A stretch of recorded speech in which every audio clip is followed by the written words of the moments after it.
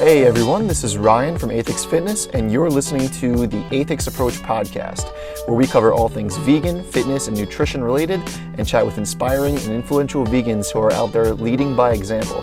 If you haven't already, it would really help if you subscribed to, liked, commented, and or shared any of the content I'm producing, including this podcast, free articles and training programs on aethixfitness.com, videos on YouTube, and more.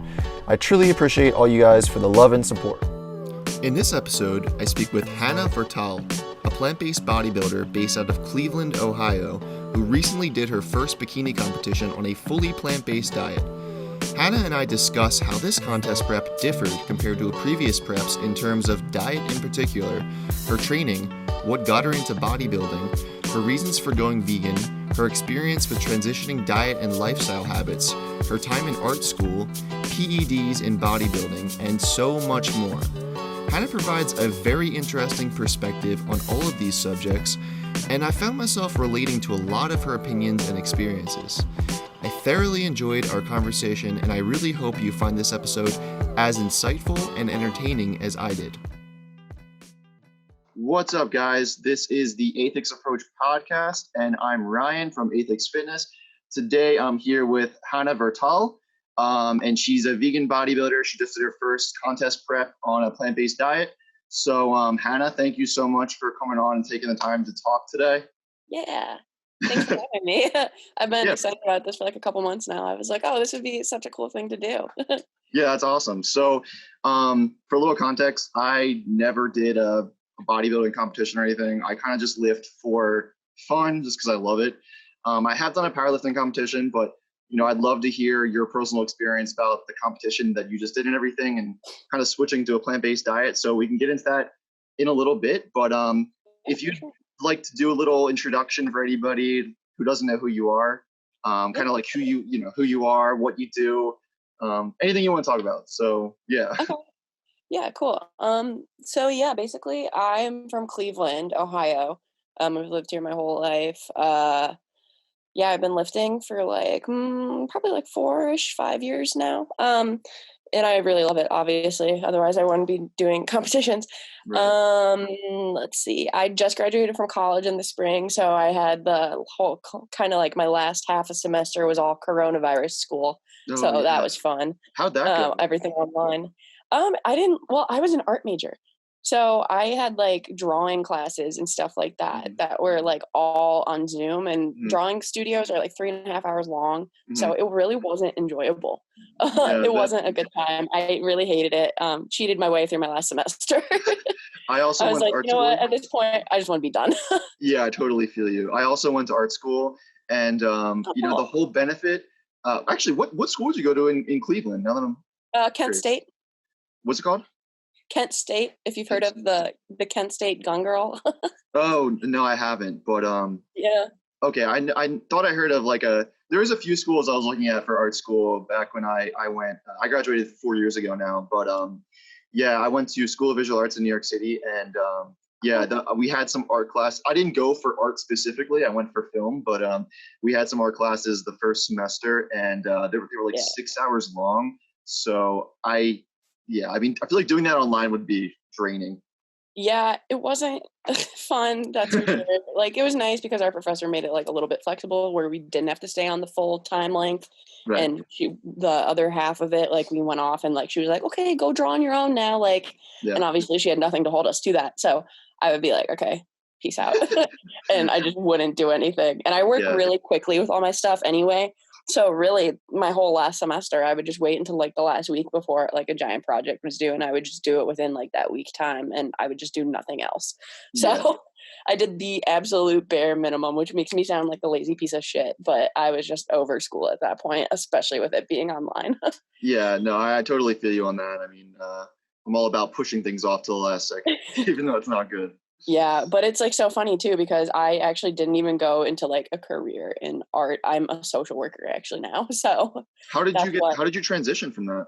I minored in psychology. So I originally wanted to do like art therapy, but then I had an internship last summer with the organization that I currently work for, which is a nonprofit community mental health and family services organization. And I shadowed a therapist through them, and that kind of made me realize that I wanted to do more like the trauma therapy and like social work route of things rather than like the art side of things, just because it's more interesting and I feel like I'm personally get more out of it, like helping people wise. So yeah. I had already interned for them and I got offered a job from them in the spring of this year. So I was like, yeah, I'll come back and work for you. Like pretty easy. At least I have a job set up after graduation. So I'm happy with that. So you've been with them ever since pretty much? Yeah, so I was supposed to start with them in June as a new hire, but that ended up getting pushed back till October because of COVID stuff and everything was telehealth. And they were trying to like figure it out with all their current employees and like how it was going to work with like therapy and all that before they wanted to bring in new employees. So I actually just started. I've been working there for a little bit over a month now. Oh, cool. Okay. Yeah. How was it being into, like, how did you get into fitness and how was it being into fitness at art school specifically? It's been, I always say it's super funny because like I get along with basically everyone, but like I have one of those personalities where I always tell my boyfriend like I was not weird enough to fit in with the art people, but I wasn't normal enough to fit in with the general population of the school. So it was kind of weird and like fitness, like, well, okay, backstory. I went to a Christian college for 2 years first, and that was out in Harrisburg, Pennsylvania. Oh yeah, I grew up in Bucks County, Pennsylvania. It's no way. That's so funny. I know exactly where that is. I have friends that live in Allentown. But wow, it's just small world sometimes. It's crazy. I know, Allentown and Doylestown, that's where they live. My parents live right near Doylestown. Oh yeah, like, cool. I've been there before. Yeah, that's insane. It's just I meet so many people who just randomly know like Pennsylvania, and I mean, it's not far from New York, but they randomly know exactly where I grew up, and I don't understand how it's possible. It's so weird. Yeah, I actually worked at my serving job over the summer with a girl that lives like 10 minutes away from one of my friends that lives in like Wilkes-Barre. So I was like, oh, that's so funny. I'm actually going to lift with her later today, which is super funny too. Yeah, gyms are still. Are you going around Pennsylvania? Am I what? Are you gonna go to a gym in Pennsylvania? No, we're just going to the west side of Cleveland. She lives here now. Okay. Oh, right. Okay. I guess you're not really super far, but I mean, it's still like 8 hours or so from Pennsylvania. It wasn't close, that's for sure. Right. Like from when I had to drive to Harrisburg for school, it was a good 5.5 hours. You drove that far? Mm-hmm. That's insane. That's a far drive. Yeah. My freshman year, I didn't have a car on campus. So like my parents would drop me off and then pick me back up and take me home. Okay. But I like driving that far, honestly. So it wasn't really a problem. I would just take my 2 bangs with me and just chug those and be wired the entire time. It was fun. Would you drink those in class or anything? And people would be like, yo, this girl's fucking cracked out. I mean, my like go-to mixer for like alcohol is Bang and vodka. And people are like, dude, are you trying to have a heart attack? Yeah, it's like Red Bull and vodka, which is a socially acceptable drink, right? Exactly. I'm like, just because it has creatine in it, it's different. Like, no. It's so funny because I also grew up. I mean, obviously, I went through school. I've been lifting for like going on 12 years now. So I went through art school, being like the only person who was into fitness, and they thought it was insane because they were like, oh, this guy's actually got a little bit of muscle. So they'd call me like Swole King and shit. And I thought it was hilarious, and I felt great because I had like a little bit of muscle, and I was like, wow, people actually think I'm muscular, and they think I look like I lift here, so this is cool. Right, exactly, because most people that are like in the art community don't really do like any sort of physical like activity. Oh yeah, they're super skinny or overweight or something. Right, exactly, and because like that's just not their thing. Like at most they'll do like yoga or rock climbing or something like that, like edgy stuff. Yeah, but like that's super funny you said that actually, because my for the Arnold in the spring, I actually had to miss one of my drawing classes, and my drawing professor was actually super interested in all like the bodybuilding stuff that I did. Oh wow! And she actually had me in the fall of last year. She had me do one of the she had me be the live model for like one of the drawing classes we did with like figure drawing, which was super cool. And she was like, oh, like you have a good like build for this. She was like, can you do this for one of the classes? And I was like, yeah, sure. And it was actually pretty fun. Mm-hmm. But anywho, what was I talking about? Oh yeah, I went to Christian college for 2 years. Absolutely hated it. Had no friends. And that was why I got into lifting there, because I played softball, soccer, basketball, basically every sport they offered except for volleyball in high school. So I did a lot. And then I went from everything to nothing within my first year of college. Yeah. So I was just like a lump basically. And I just didn't like the way I looked and I just didn't feel good.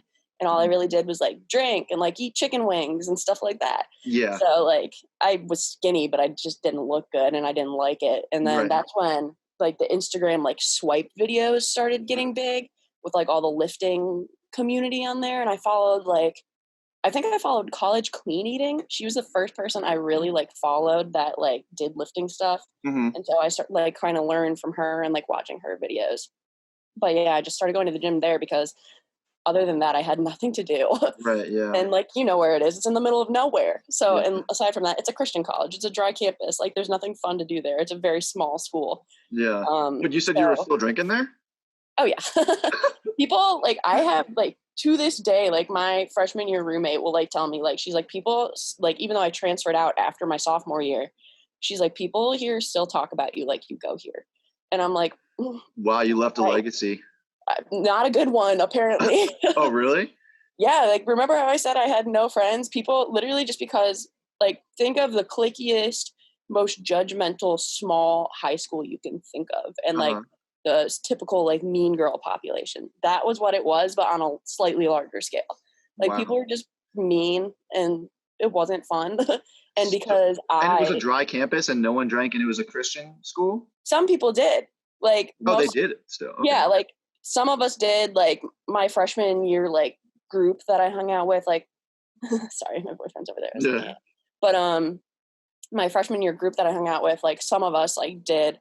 But like, and I was like open about it. I didn't really care if like people knew, like just most people didn't talk about it because they were afraid of getting in trouble. But I was honestly just like, whatever, like it doesn't really matter. So I would talk about it and like people like literally thought I was like this huge like crack whore. And I was like, what? I was like literally like people like the girl I was supposed to live with if I had stayed there my junior year, was friends with her boyfriend and he was like, yeah, Jordan's a little nervous about living with you. Like she's heard like you're into some wild shit. And I was like what? And he was like, oh, you know, like drugs and stuff. And I was like, no, like, no. I was like, all I do is have a couple drinks every now and then. Like, yeah. What? That's hilarious. I find that really funny because going to art school, I totally understand how most people, at least in my art school, did not party at all. But there was a select group where they all knew each other, where they all fucking partied hard. And I got in on that group because first of all, I knew a lot of people because I actually became an RA, which was the weirdest thing ever. I don't even know how that happened. Right. But I used to drink all the time in the dorm. Like I used to me and my friends would just get fucked up in there and go out and just meet up with all the people at the school and party. And I feel like everybody else would just look at us and be like, these people are just degenerates, man. And we'd had a great time, but I feel like we probably left a little legacy behind too. People just thought we were nuts. So I can relate. Yeah, it's like so weird. I'm like, are your lives that boring that you like don't have anything else to talk about even after I've like been removed like 3 years now? I'm like, yeah. Like even last year, one of my friends, because they have like obviously dry campus, lots of rules, like separate boys and girls floors, all that stuff, visitation hours and all that fun stuff. Yeah, of course. But they have a Facebook page that's just like run anonymously by someone, and it's their uncensored like anonymous confessions page, and people were still talking about me on there, like even this like last spring, and I was like, that's bizarre. I was like, this is weird. I was like, why is your life this like sad? And that was, you graduated 3 years ago? Did you say or 2? No, I graduated this year, but this year. I transferred from there almost 3 years ago. Oh, gotcha. Okay. So it's been, what the hell? I feel like, I mean, maybe they could get, and you also only went there for a year, you said, right? I went there for my first 2 years. You'd really think they'd have something to talk about by now. It wasn't.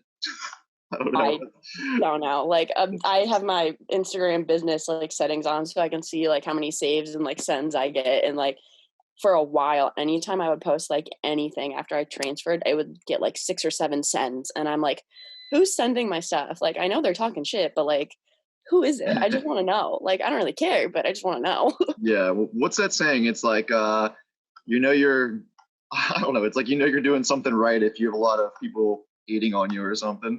Yeah, basically. I'm like, okay. I'm like, that's hilarious. I'm like, I'm happier than I've ever been, so that's okay. Yeah, that's good. So you got into lifting like while you were going there because you switched over from sports from high school and such? Yeah, I kind of like took a year off and didn't really do anything like activity wise at all. And like I said, like the lifting population and like just lifting in general was getting super popular at that time. So, and I was going to Florida, so October of 2017 I started to lift. 2017 was that? Yeah, 2017, because I wanted to like, lose a couple pounds for Florida and like just look better overall. And then after that, like it just stuck and I really didn't have anything else to do. So I would just go to the gym every single day. And for a while, I just really only trained lower body because I was under the impression like, oh, you're going to get manly if you lift your top half of your body, blah, blah, blah. Yeah. All that stupid shit that everyone is always saying. So I just did legs for a while. But it was fun. I liked it. I liked feeling like I was doing something with myself instead of just being like a lump. Yeah, from someone who was doing a lot of sports in high school, it makes sense you'd want to find something else you could do without a team or anything. Right, exactly. And like I like to eat a lot. So like when you want to eat, you got to do something to like burn it off. So I like food a lot. So I had to like make up for that somehow. Right. That's what my girlfriend does. She pretty much likes to lift because she likes to eat. And she wants to stay thin, obviously. So I think that's fucking awesome. It's like, well, if you want to eat more, I mean, you could just exercise more. There you go. You don't have to be like super, super fit, but as long as you're getting the activity in, that justifies it. Yeah, exactly. And serotonin. Yeah, exactly. I mean, it's good for you either way. Yeah. So what kind of drew you over to more of like the competing and like you just did a bikini competition, right? Yes, I've competed in bikini twice now, but I'm going to take like at least a year off now just because I want to move up to figure, just because I'm sick of being like skinny with a little bit of muscle and I would like to grow like a lot more. So I am taking a year off, just trying to get as strong as possible and just be fucking jacked. Yeah. So yeah, we'll see how that goes. For anyone who doesn't know, can you describe the difference between the two divisions? So bikini, okay, this is why bikini has become so popularized in the bodybuilding world, is because almost anyone that like has been lifting for a couple of years and has like the dedication can do it. It's a really big like money sport. So like if you're going to do a competition, set aside at least $2,000 that you're going to spend for the competition. So basically bikini, a lot of people do it because it's super, super lean, all about symmetry, and the X shape. So which is why like when like girls like hit the pose, like you want to have like your shoulders like straight facing forward, but you want your hips tilted to the side. So like it has that X shape going down from like shoulder to hip and like shoulder to thigh. Okay. So bikini is just like lean but muscular, rounded, no striations, like super, super lean is basically what they look for.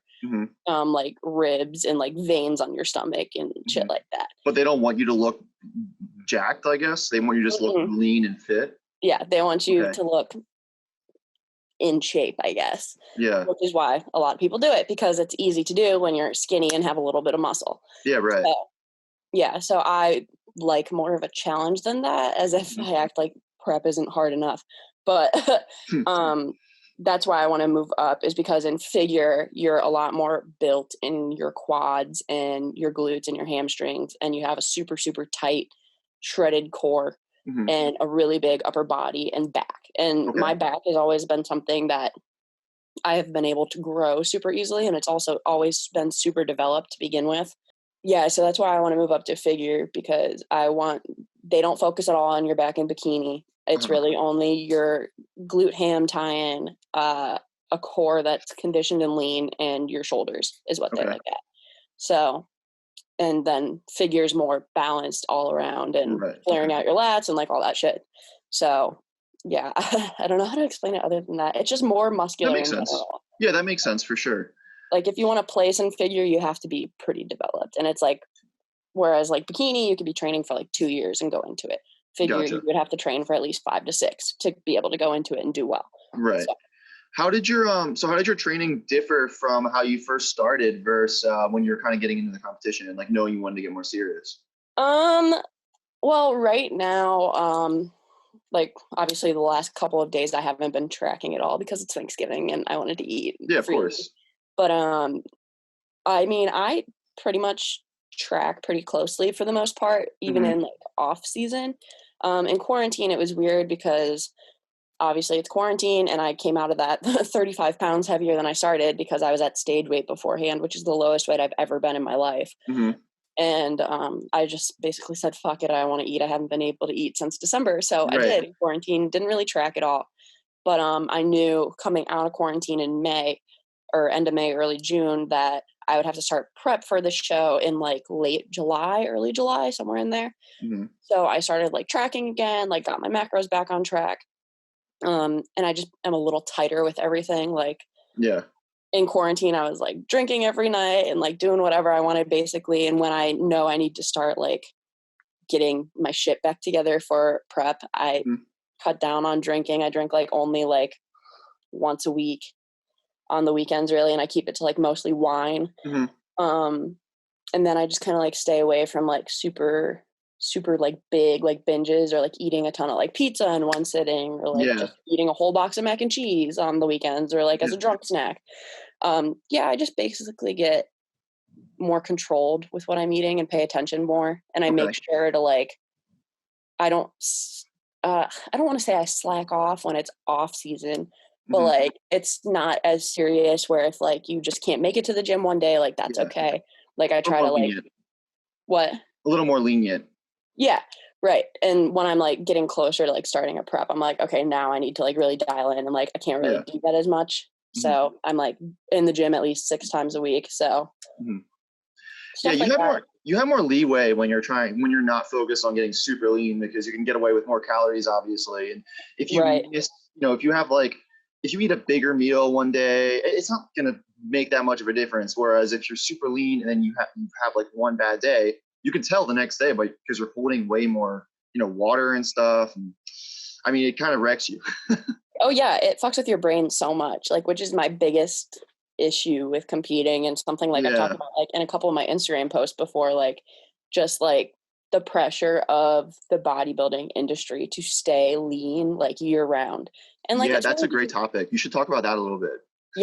Like people, my biggest issue with it, like my boyfriend always complains that bodybuilding is one of the biggest gatekeeping sports because it really is. Like I love it, don't get me wrong, but like if you don't have the money and if you don't have the resources to do it, then you're not gonna do well. So what do you mean by gatekeeping exactly? Like people will say like, oh, I stay this lean year round because I'm dedicated. Like I'm more dedicated than you. And that's why I do this. When it's like, no, that's not how it is at all. Like the thing about bodybuilding is that genetics come into play so much and also drug use. And obviously, like, I don't know if you have the same views as me. Like I totally am fine with anyone using drugs. I mean, doesn't matter to me at all. I would even consider it using TRT or something in the future. Right. But I think a lot of people lie about it. And that's the part that can really be deceptive because people who aren't taking certain performance enhancing drugs versus people who are, it's a totally different game. You can't maybe stay 8% body fat if you're a guy or 16% body fat if you're a girl or something. Right. It's like really hard. Right, exactly. And there's nothing wrong with PEDs, like use them, whatever. Like, especially I've been talking to like a couple figure pros just as I'm like trying to switch over to figure, just to like ask them questions and see like what all it takes to be successful with it. And one of them was like, you have to ask yourself, her name's Ashley Howells, I think. But she was like, you have to ask yourself, like, do you want to eventually use PEDs? Like, do you want to go pro status? Because everyone that is a pro in that largely built of a physique uses some sort of thing. So I was like, I mean, I would prefer to not, but like if it gets to the point where it's doable that I could go pro, like then like I'll do it, like obviously in a safe way, but like in order to be successful and stuff like that, you do like women's physique where they're like super jacked, like all of them are on something, all of them cycle. But when you're a pro, you get paid to do it and you do it year round. So it's a little bit different than when you're just an amateur and you're doing it for fun. But like that's a really good point. And like Clen and Anavar are like the two biggest ones in like women's bodybuilding, just because they don't really fuck you up too bad if you take a lot of it. Yeah. Like it's not going to make you like grow facial hair, and like your voice gets super deep with those. Like Anavar really just helps you. They use it for cancer patients to help them rebuild muscle after chemo. So it basically just helps you build lean muscle quicker. And that does give people a little bit leg up as opposed to others. And then Clen just makes you cut down more. And it makes you like super, super veiny. And like you can see the difference in people that do and don't use it. Like you can see like they're like constantly popping out even when they're not pumped and like stuff like that. But do you talk to anybody like personally that kind of tells you what they do, if like they're good competitors maybe?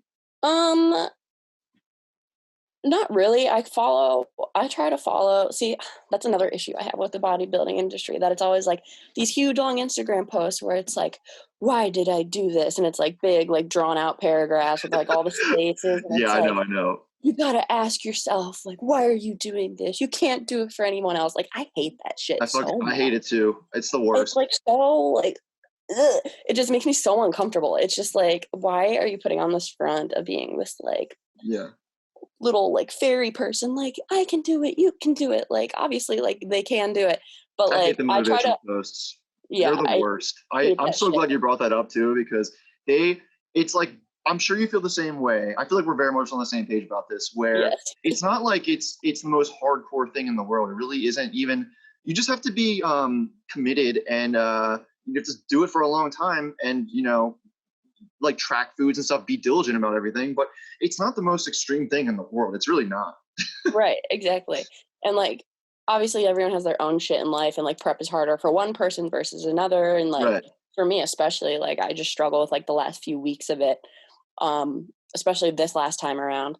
But like some people like to be that restricted all the time, and some people don't. And personally, I don't. Like I enjoy doing prep, but I don't like the way it makes me feel. And like it quite like Joe, my boyfriend, like as soon as I was like 3 days off of my show after it, like I was like, wow, my personality was like gone for like the past 2 months. I was like, I feel like a new person now. And he was like, yeah, like your personality was absolutely gone. And I was like constantly snapping at him and like just like irritable, and like people at work. Like I worked in downtown Cleveland, and there's like a lot of homeless people. So like obviously as a girl, you get catcalled a lot. And like I was ready to like fight people. I was like, let me take my earrings off real quick. Like, let's fucking go. I was about to throw down with like homeless people. It was really bad. I was just so argumentative for like the last month, and I just didn't like the way I felt. That's another I'm really glad you brought that up too. I feel like you're touching on really great stuff, because for anyone who hasn't dieted really hard, you feel like a different person. And like for me, the first time I dieted, I didn't really know what I was doing. I've noticed that it gets better and better the more you do it. But the first time I did it, like there's different strategies on how you can do it. But the first time I really crash dieted, and it's insane how food focused you become. You become like a different person. I remember after I finished dieting, I stopped dieting because it becomes so, you almost break at a certain point. So I kind of just broke. And then I would find myself just going to the grocery stores just to look at cereal and stuff. Like I became obsessed with carbs. Like the most literally, you force yourself into an eating disorder is what it is. Yeah. And it really changes you. Yeah. It's really bad. And that's like another thing I don't like about it. Like I like cutting down, and I like seeing the physical changes, and mentally I'm like, wow, I like the way I look. But at the same time, like I think I talked about it like when I posted on Instagram a couple weeks ago, like my relationship with food right now is like fucked. Like I came out of prep and I just didn't reverse diet, and like I'm immediately like gaining weight back. Excuse me.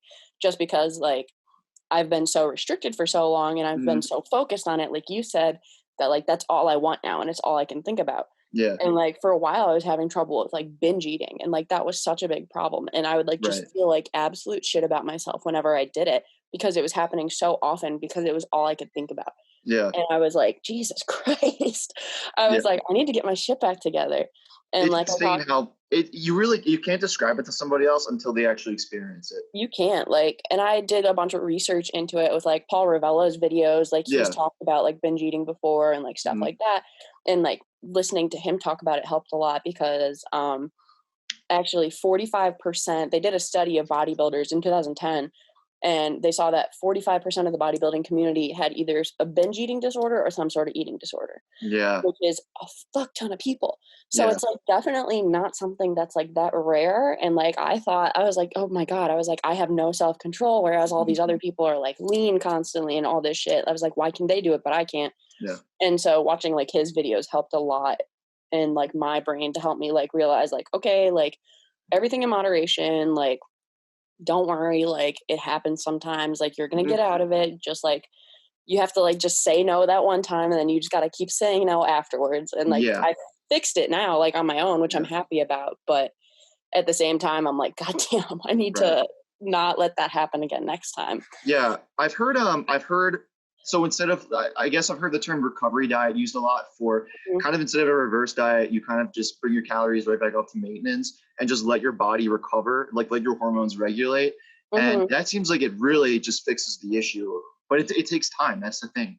Right. That's basically kind of what I did. Cause like you come off a show and a lot of people are like I see a lot of other competitors, they're like, oh, I'm still starving like 3 weeks after prep. Like if they're at 1,000 calories on show day, like 3 weeks later, they're still at like 1,200 calories a day, which is right. And they're trying to reverse diet like too slowly.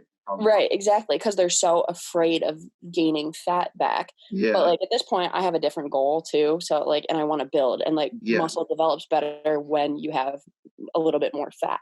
So yeah, and when your hormones are, normal, like your body is functioning normally, you have to let yourself get back to that point. Right, exactly. And like just seeing how like angry my body was at me, like coming out of prep, like my skin was so bad. Like I don't really have acne ever, but like this whole like reverse out of prep, like my skin has been so bad. Like both of my shoulders were like broken out, covered in pimples for like 3 weeks, and it was awful. And I hated it. And I was like, I'm not wearing a fucking tank top to the gym. Like it was that bad. It was just so disgusting. What do you think caused that? I have no idea. I think it was honestly something hormonal, because for girls a lot, especially with bodybuilding, when you get to the super lean point, you stop getting your period. Right. So like I hadn't gotten that since early September. So, and I just got it back now. Oh yeah, it takes time. It takes a lot of time for hormones. Oh yeah, it takes so much time. It fucks your body up. Like that's for sure. But I'm glad you're touching on that too, because not enough people talk about that either. There's definitely a downside to getting too lean. Yeah, there's a lot of downsides. Like it's not like you said, like it's not that hard of a thing. If you have the dedication, you can do it. Yeah. But at the same time, it is really fucking hard on your brain and on your body. And that's why everyone's always like, oh, like you shouldn't do that, and like, oh, you need to eat. Like, and my family and like friends are like, dude, you look like you were dying. And I'm like, yeah, I know, because I was. Like you're literally starving yourself. Average people just won't understand why, people like us would want to do it. And I get that, because it really doesn't make sense. It's kind of dumb. Like, but it's something that we really enjoy at the same time. It gives you that sense of accomplishment that you get from like winning with your team for whatever sport you're playing. It's the same kind of feeling. Yeah, exactly. And it's like super cool to see like your body change and be like, wow, like I fucking did that. Like, look at me, like, look what I did. Like I always say you have to be a little bit of a narcissist if you want to go into bodybuilding, because you have to critique yourself and you have to look at yourself a lot. So like, that's another big thing too, is like, you can't like hate yourself if you want to do it. How do you feel about how body dysmorphia ties into bodybuilding and such? Oh, it was terrible, honestly. Like especially in the spring, given that it was like my first prep and I didn't really know like what was going to happen, or like how quickly changes would take place, or how slowly they would, for that matter. Like literally every weekend, because I was still down at Kent then, because coronavirus hadn't happened, and I would come up to Cleveland, 40 minutes away, every weekend to see my boyfriend and work up here, because I worked in Cleveland and it was closer than Kent. And like every weekend he would tell me like, wow, like you're getting thinner and thinner. And like, I can feel like when he like hugs me, he can like feel the changes and like, but in my mind, I was still like, I don't have abs. I'm fat. I'm not in shape. Like I look terrible. I was like, I think I look like a dick right now. Like I look awful. And he's like, dude, like you're literally so skinny. And I'm like, nope, not thin enough. Like, no. And like, especially this time, like now I'm back up to like a normal weight.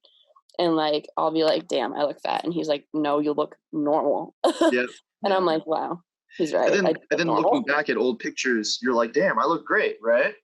but you don't like acknowledge it when you're actually looking like that at the time. Yeah, exactly. I was like, wow, I was so skinny. I looked so good. And I was like, what the fuck did I ever think I didn't for? Yeah. It's like very weird. Yeah, I don't know if you're the same way, but for me, it's like I guess I kind of acknowledge that I'm leaner, but at the same time, I'm just like, oh, I could do better than this. I could do better than this. Like you kind of, you feel good and you know that you like look good, but you don't, it's just also not good enough. I think most people feel like that who do this kind of stuff. Yeah, especially competitively. Like it's just, it's a lot. It fucks with your brain, that's for sure. Like you have to be like, my first coach that I used for my first prep, he would always say like physically, like you can be strong, like, yeah, whatever. But like, you have to be mentally strong enough for this sport. Like, you just have to, like, he was always talking about like, it's okay to have breakdowns like in prep because everyone does, like it fucks with your head like a lot. And I only had like one like panic attack in the spring and it was like at 4 weeks out.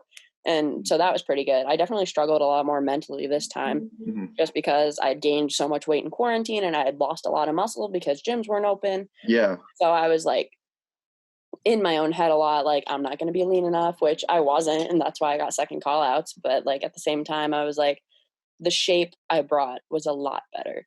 And like my proportion wise was a lot better. But yeah, it definitely is a big mental thing. Yeah. We didn't really get to touch on this too much yet, but how did switching to a plant-based diet, what was the differences you noticed there? Yeah. So like in general or just like for prep? I would say both. So if you want to start with like just in general and then like maybe with your off season and then maybe kind of if you notice anything health wise or energy wise and then touch on maybe the contest prep. Yeah. Okay. So I switched over in April. Just because I moved, my boyfriend Joe, he's been vegan for 2 years now. Okay. So I moved in with him when quarantine started and I wanted to go out of the house as little as possible. So I basically just switched over for convenience at first. So I was like, okay, I can just go out of the house once a week, get all of our groceries for both of us and we'll be good. Yeah. So I just did it for that. And I had always tried like vegan foods when we were out at places like eating dinner, and we would always go to dinner places that either were fully vegan or were like had options, and I would always try his and like them. So I was like, okay, why not? This could be fun. And I never really ate meat other than like chicken, fish, and eggs beforehand anyway. Like the typical like bodybuilders, chicken, egg whites, and all that fun stuff. So I was like, okay, like this won't be that hard. And cheese always made my stomach hurt anyway. So feeling wise, I don't like get constipated from food anymore, which is super nice. Like vegetables really clear you out, like that's for damn sure. Right, just more fiber. Right, exactly. The amount of fiber I'm eating now compared to beforehand, which was basically none, I'm thinking, because I ate a lot of carbs. But yeah, those first 2 weeks though, switching over to vegan, the vegan shits are no joke. The veggie shits, like it was so bad. It was like for 2.5 weeks and I was just like, when is this gonna stop? Yeah, your body has to like adjust to all that fiber you suddenly start taking in. Yeah, it was very angry for a minute. But it does get better after a couple weeks. Yeah, so like I switched over like 420 actually. Because I had my last high meal and I had chicken wings and I got an actual like shoulder joint in like my chicken wing and there was a foot in it. Oh, and I was just like, after that I was like, I don't need chicken, I'm good. Did that, so that was kind of like at the point where you're mentally maybe switching over a little bit and then that kind of just broke you? Yeah, I had basically phased out most of my food that like wasn't vegan. And I was like, basically, as soon as I finish this bag of like frozen tilapia from Aldi, I'm just gonna completely do it. Hello. And so I had my chicken wings, and then after that, the next day, I was just like, okay, I'm throwing out everything else I have. I was like, no, I'm over this. I was like, this is pretty fucking disgusting. I'm good now. How do you feel about the learning curve in terms of like tracking macros and such?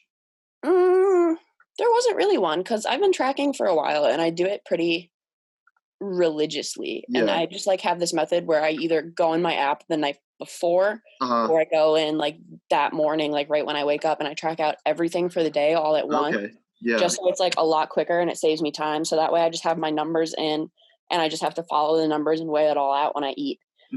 So it really wasn't hard. It was just figuring out like portion wise, like what was going to work, because like you can have like 150 grams of broccoli and it's like 40 calories versus where if I would eat like potatoes and like chicken, it would be completely different. Right. Yeah, exactly.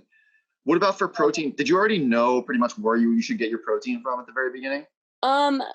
Joe always laughs at me because he's like, you're lucky you have it like this vegan culture currently and all this stuff that's available to you now. Because when he switched over even 2 years ago, all there was Daiya cheese and like nothing fancy like they have now.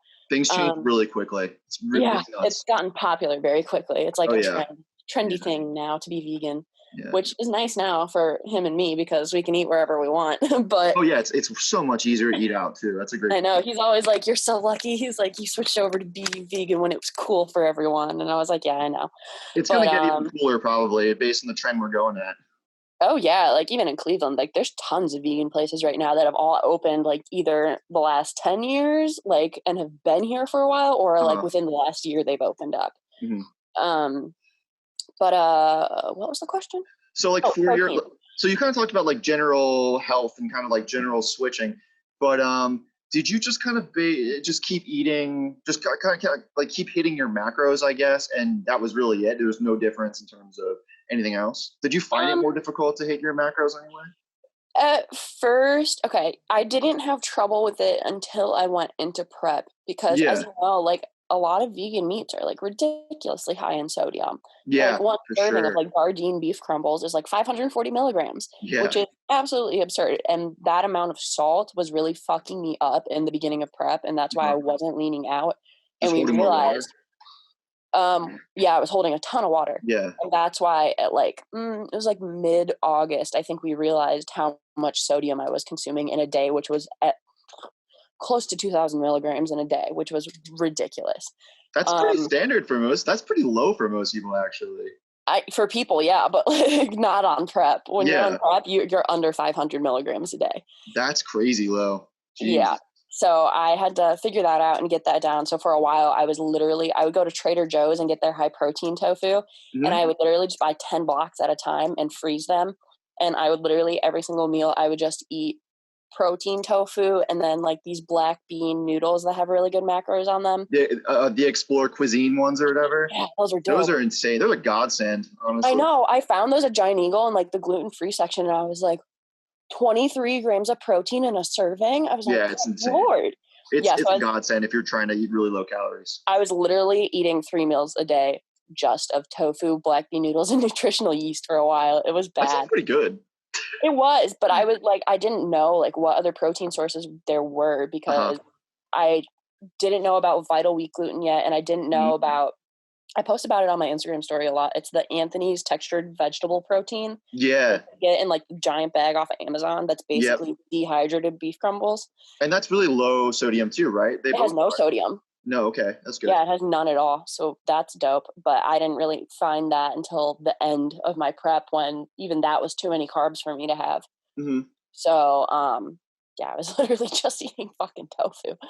But now, like, has a decent amount of carbs, doesn't it? Even the super high, like the super firm one, compared to seitan, at least. No, not too much. It has more fat than anything. Oh, okay, yeah. Yeah, tofu has a lot of fat, but I tried making seitan and I couldn't because of all the flavorings in it were a ton of sodium. So I tried to make it without those and just use saltless seasonings instead, and it tasted like battery acid. So I threw it away. No, it was like terrible. Like my mom, I had to bake it at my mom's house because our oven here doesn't work, and she like took a little chunk of it and like almost threw up. And I was like, jeez. I was like, maybe it's just because she's not vegan and she like doesn't know. But no, it just tasted really bad. Yeah, you kind of have to add the seasoning. Yeah, it was a bad thing. So I definitely need to retry that soon with all the seasonings. Actually, my friend that isn't vegan that I just lifted with a couple weeks ago, she's kind of just sick of meat. So she's been trying, like, I've been sending her a lot of like vegan, like the Fit Vegan Chef, Natalie Matthews. Yeah, she's the one that was coached by Paul Revelia, right? Yeah, she is coached by Paul Revelia. Yeah. She's on Pro Physique or whatever the team is. She's looks fucking nuts. Like I just saw her compete recently. She looked insane. Yeah, she's a pro. She's like super shredded all the time. That's kind of who you're talking about. Like with like how the hell do they stay so lean? It's nuts. I mean, when you're at that level, you're getting paid to be lean. So like you have to. Like that's like your job. Yeah. Yeah, it's literally your job. So like you either stay lean or you don't place and you lose your sponsorships. That's a great point. Very good point. Terrifying, honestly. Yeah. But yeah, I've used a lot of her recipes, and I had my friend that's not vegan try the seitan chicken nugget recipe, and she made it with pickle juice instead of water, and she said they tasted like Chick-fil-A nuggets. And I was like, wait, what recipe was it? It was her seitan lupini bean chicken nugget recipe. Oh wow, with pickle juice? She instead of using water, I think she used half pickle juice, half water instead of just water for it. That actually sounds bomb. I kind of want to try that.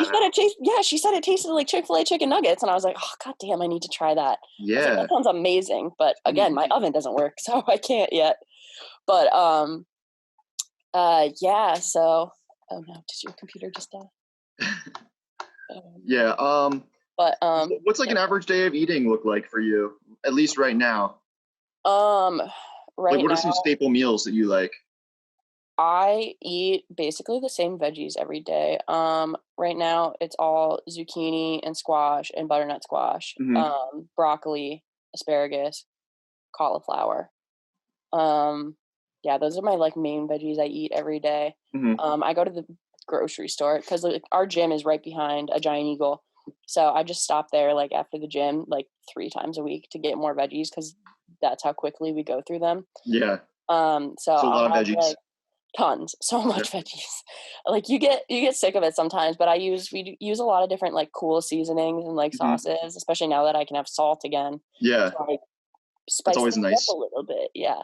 But so in the morning right now, I'm at 1950 calories a day right now. So I'm getting close to like bulking level calories, which is fun. But in the morning I'll have like Ezekiel toast with like avocado. I love that stuff. Oh, it's so good. Yeah. It's so expensive though. I wish it wasn't so expensive. It is. Yeah. But I'll have that with avocado on it. And then I'll have like an extra like low carb like pita or tortilla or something, and I'll put like just to get like something sweet, like I'll put like vegan cream cheese and then the Aldi like salted caramel like dessert hummus over top of it, and it's really that sounds good.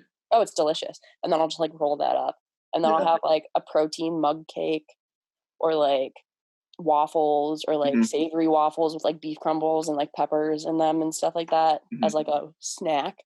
And then I'll have my like big lunch with either the textured vegetable protein or tofu, and I'll do like loaded salads and like shit like that with like a fuck ton of veggies on them. And then dinner, like I try to save my carbs for later in the day just so I can have like pasta for dinner if I want to. So I'll have like either like red lentil penne like pasta or regular pasta or just stuff like that for dinner. And if I have more protein to hit for the day, I'll just have like Vital Wheat Gluten, those air fryer cinnamon balls that I make all the time. Air fryer cinnamon balls with Vital Wheat Gluten? Yeah. I literally just take like 40 grams of Vital Wheat Gluten and mix it with water, stevia, baking soda, baking powder, and like those skinny mixes, like coffee syrups to just like flavor it. Oh, wow. And I just make like dough balls out of them, put them in the air fryer, and they make like doughy little like balls. Does it taste like seitan? No, it tastes like a cake. Oh, you gotta send me that recipe. Holy shit. It's on my Instagram. It's like on one of my highlights. Oh, really? Yeah, it's on my, let me look. I gotta check that out. That sounds amazing. Let me check. It is my, yeah, it's under the highlight that says recipes. Okay, yeah, because that sounds awesome. I hate when you get through your whole day of eating and you're like, damn, I need like 20 grams of protein still, and you just don't feel like eating that. So it's like a dessert. That's perfect for like an end of the day thing.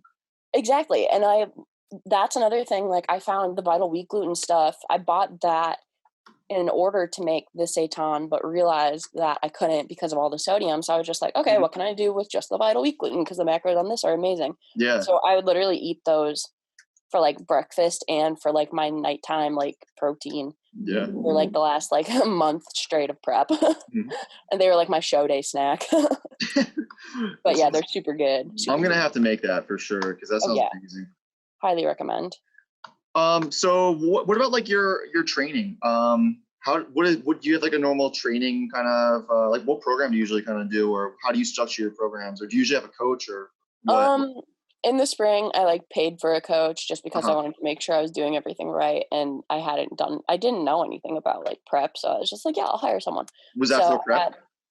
what? Yeah, Was just for that for prep. prep? Okay, Yeah. gotcha. And I worked with him his name was Tim. He was really cool. I'm just poor. But yeah, I worked with him from either September or October of last year Mhm. until April. And then I just didn't have a job and I didn't have money. And it was quarantine. So I Right. just didn't have him as a coach anymore. And then for my prep this time, one of my friends that's a personal trainer, he basically did my whole prep for me for free. And he was also going to do the same show as me. Mhm. But he had to pull out the day before because he pinched a nerve in his back and couldn't walk at all. Oh, it fucking sucks. I Yeah. dealt with the back injury stuff. It's terrible. It sucks too because he probably would have won the men's physique overall too. Really?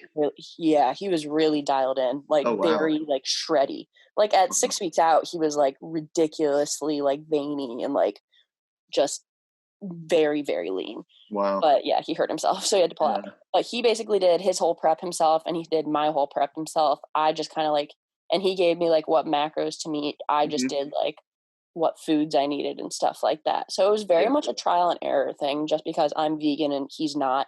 Okay. So he was like, I wish you would eat some fucking eggs, and I was like, no. Yeah. I was like, no. He was like, this would be so much easier if you would just eat eggs, and I was like, no, that's lame. I'm not gonna do that. So yeah, but it was like a little different. I definitely so my prep in the spring, he did it in a way where I cut down super, super early and then had to maintain for like the last 4 weeks. Yeah. And then this time my cut down was very slow and then very rapid the last 4 weeks. Mm-hmm. So I felt like absolute garbage like the last 4 weeks of this prep and was like super irritable and like hungry and just felt like shit altogether. Uh-huh. Like I just didn't have energy to do anything. And then in the spring, like I looked like death because I cut down super early, but I felt better the last 4 weeks compared to this second time around. Mm-hmm. But yeah, and now in off season, my friend that did my prep this time around, he's doing my bulking training. Okay. So yeah, he like gives me my workouts to do and all that. How did your how did your exercises change from when you were cutting, like towards the end of your off season versus, or towards the edge of your, I guess I should say towards the beginning of your prep versus like your off season? So I worded that absolutely terribly. I don't know what I was thinking. No, it's okay. I was like, I know what you're trying to say, but yeah. So prep, it's a lot more. Okay, so when you're bulking, you're doing high weight, low rep, to build and push water into the muscles. When you're on prep, you want more definition work, so you do low weight, super, super high rep to push the water out of the muscles because the point is to get as lean as possible. So, like by the time like I was super dialed down, like last like 4 to 6 weeks of prep, I was doing like not that big of workouts, but like super ridiculously high rep to where I was doing like 20 to 25 reps for everything. Uh-huh. And like Isn't that called like depletion or something? This is the point where I kind of get, I never competed, so I never cut sodium or anything like that. But depletion is more like where you're coming up on peak week and you get all of your carbs just like cut down as low as physically possible for like a week, just to see how like flat and dried out you can get. And then you carb load again that next week when you're on peak week, just to fill all your muscles back out so everything looks full and like rounded. Okay. So like that's technically what depletion means. Gotcha. But yeah, but like the high rep, low weight workouts push the water out of the muscles more.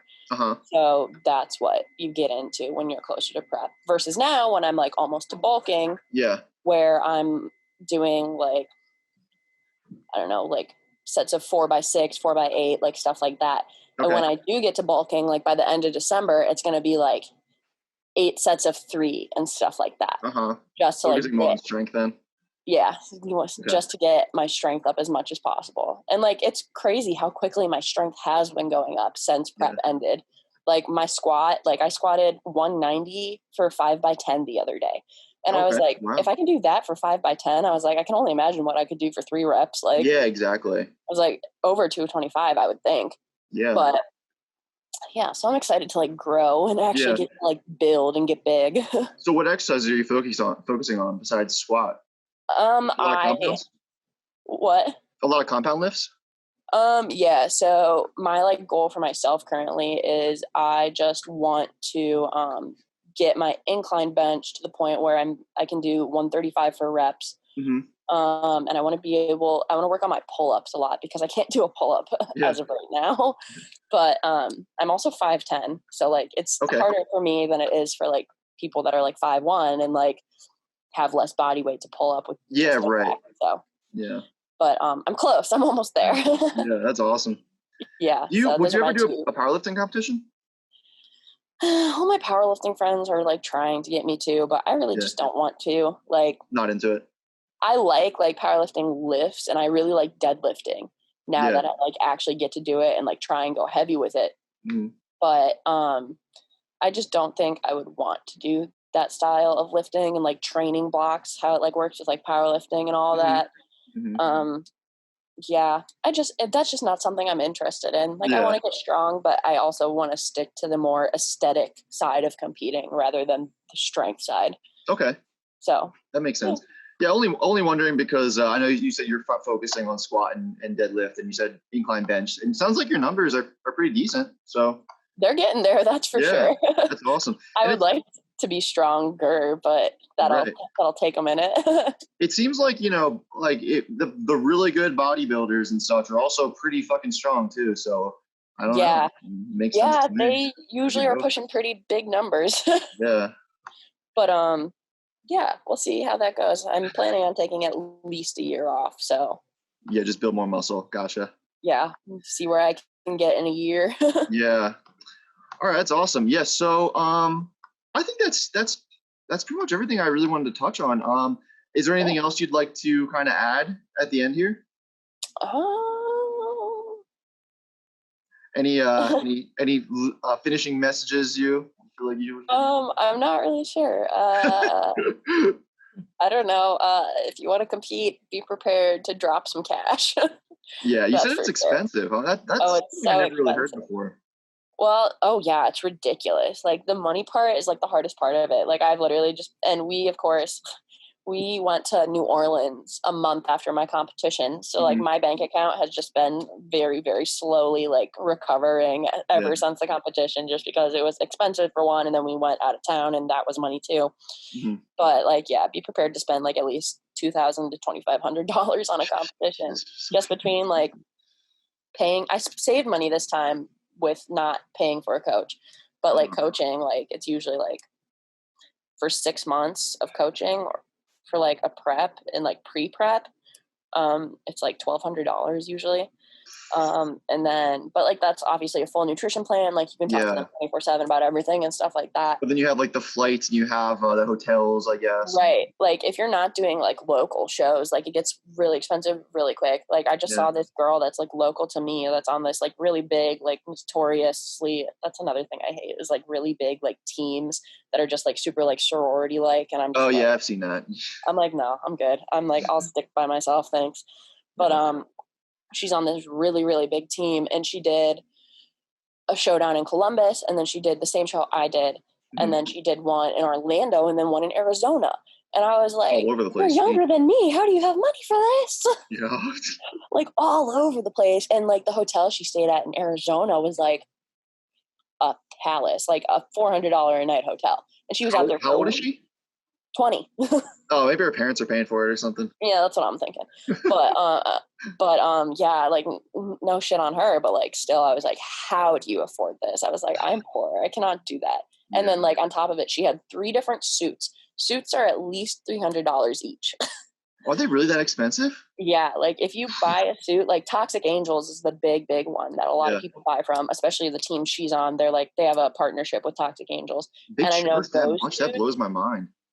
Well, yeah, because they're all handmade, very like specifically, and all the crystals are like put on by hand and like all that. So it's like manpower you're paying for and just like quality. Yeah. But meanwhile, all the guys competing at like men's physique are probably buying these like they wear board shorts. $20 board shorts or less. I'm like, this is stupid. Yeah. I'm like, this is so annoying. But there's just huge difference in how men and women, like do all that stuff. Yeah. But guys have like 3-in-1 shampoo and stuff. Right, precisely. It's like so different for men versus women, which is another thing that's annoying. Like you have to have the whole package when you're on stage. Like you have to have like good hair, your tan has to be the perfect tone, like your suit has to complement your skin tone and your hair and like your look all together. So if you get like the wrong color suit, that could affect your judging just because of like definition and just like throwing it off. Wow. Tattoos are another thing. Like I want a full sleeve and I'm like currently working on it. Like I have my arm like pretty well started. Yeah, I was actually wondering about that. Does that make a difference? If they say it shouldn't affect your judging, but that's not true. Can. Like if you are covered in tattoos and it affects them being able to see like your muscle striations and everything, it'll affect it. That just makes because sense. like not just because you have tattoos, but just because they can't really see like what's there, Yeah. So would you still get a sleeve because of it? Oh yeah, I'm still getting a sleeve. Yeah, like this is a fun thing I do, and I would like to be successful in it, but like I've wanted a sleeve my entire life. This isn't going to get in the way of that. I just got mine finished, I guess a year and a half ago now. Oh wow, you just got it finished? Yeah, I guess it's been a while actually. That's well, it feels like this whole year went so quickly, I know, it went fast but slow. It was weird. Yeah, but I also started it. I started it 10 years ago. So. Oh wow. For some context, a year and a half. What's that? How old are you? I'm 29. Oh, okay. You're not that old. Okay. I feel old though, so. That's what everyone says. I'm the youngest person in our house. My boyfriend's almost 25. His other roommate's 25, and our other roommate's 27. Okay. So I feel like a child being 22 and living here. Oh yeah, you did say you just graduated, right? That makes sense. Yeah, and I'm young for my grade too. So I turned 22 in May. So it was just your birthday too. Wow. Yeah, sort of. What did you do for your 21st birthday? That was last year though, I guess. Huh? Yeah, that was last year. I got alcohol poisoning. It was fun. Yeah, me too, actually. Yeah, it was awful. I've never thrown up that much in my entire life. Yeah. But I guess this year with quarantine, it was a lot more tame, right? Right, yeah, like we didn't really do anything for my birthday this year. We were supposed to go to a music festival in Columbus for it, but obviously that got canceled. So that did not happen, which I'm very sad about because I was going to see Slipknot for the first time and it was going to be awesome. But oh yeah, everything fell through this whole year. But I guess that's how it goes. Got canceled.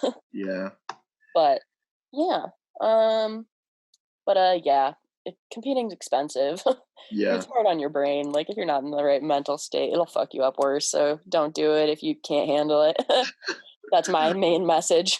I think we also covered the reasons why some people shouldn't do it. So that was a great thing to bring up earlier. Oh yeah, for sure. It's not for everybody. That's for damn sure. Yeah. Certain, like it's a hard thing. Like I can't tell you how many people are like, wow, I wish I could compete, but I just don't think I could do it. I'm like, you could if you tried, but like that doesn't mean you should. Yeah, you have to really love it. It'd be, like you said, a little bit narcissistic too.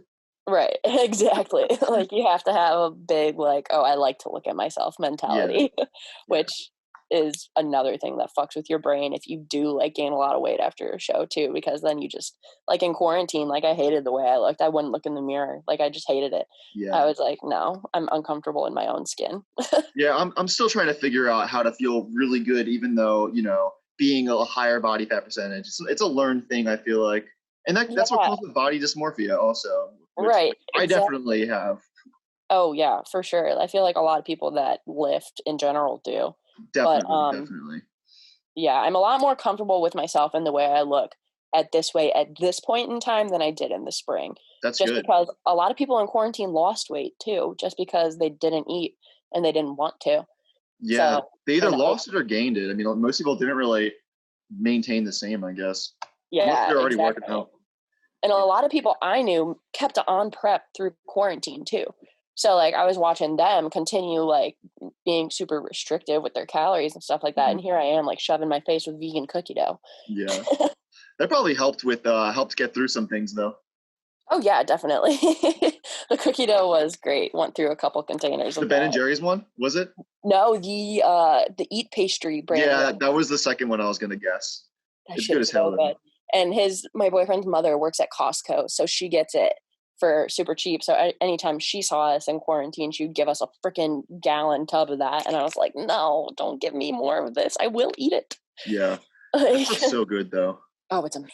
It's worth it. Worth it. But yeah. Cool. Okay, cool. So let's wrap it up. It's going to be about like an hour here. So where can people find you on social media and connect with you? Oh yeah. My Instagram is Hannah Vertal NPC, I think.